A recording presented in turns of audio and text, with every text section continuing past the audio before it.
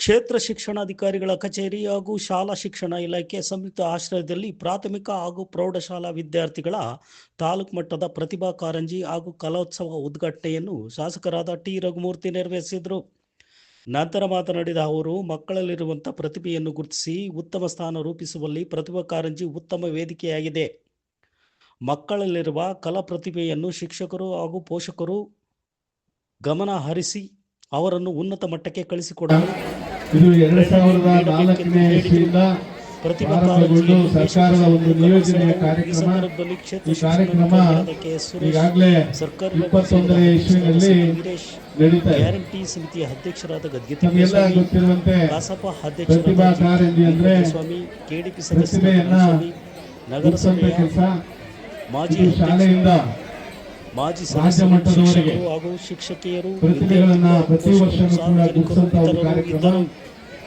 ಈಗಾಗಲೇ ನಮ್ಮ ತಾಲೂಕಿನ ಮಟ್ಟದ ಇದೊಂದು ಪ್ರತಿಭಾ ಕಾರ್ಯಕ್ರಮ ಶಾಲೆಯಿಂದ ಕ್ಲಸ್ಟರ್ವರೆಗೆ, ಕ್ಲಸ್ಟರ್ ಮಟ್ಟದಲ್ಲಿ, ಈಗ ತಾಲೂಕು ಮಟ್ಟದಲ್ಲಿ, ಈ ತಾಲೂಕು ಮಟ್ಟದಲ್ಲಿ ಯಶಸ್ವಿಯಾದಂತಹ ಸ್ಪರ್ಧೆಗಳಲ್ಲಿ ಭಾಗವಹಿಸಿದಂಥ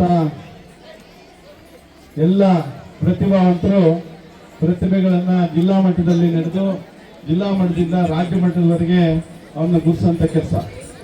ಬಹುಶಃ ನಮ್ಮ ಚಳ್ಳಕೆರೆ ತಾಲೂಕಲ್ಲಿ ಈಗಾಗಲೇ ತಮಗೆ ಗೊತ್ತಿರುವಂತೆ ಎಲ್ಲ ಏನು ಶಿಕ್ಷಣಕ್ಕೆ ಪೂರಕವಾದ ವ್ಯವಸ್ಥೆ ಏನಿದೆ, ಸರ್ಕಾರದಿಂದ ಕೊಡುವಂಥ ವ್ಯವಸ್ಥೆ, ಸರ್ಕಾರದಿಂದ ಒದಗಿಸಂಥ ಸೌಲಭ್ಯಗಳನ್ನು, ಮೂಲಭೂತ ವ್ಯವಸ್ಥೆಗಳನ್ನು ಒದಗಿಸಂಥ ಕೆಲಸ ನಾನು ಶಾಸಕನಾಗಿ 2013ರಿಂದ ಇಲ್ಲಿಯವರೆಗೆ 13ನೇ ವರ್ಷದ ಒಂದು ಈ ಕಾರ್ಯಕ್ರಮ.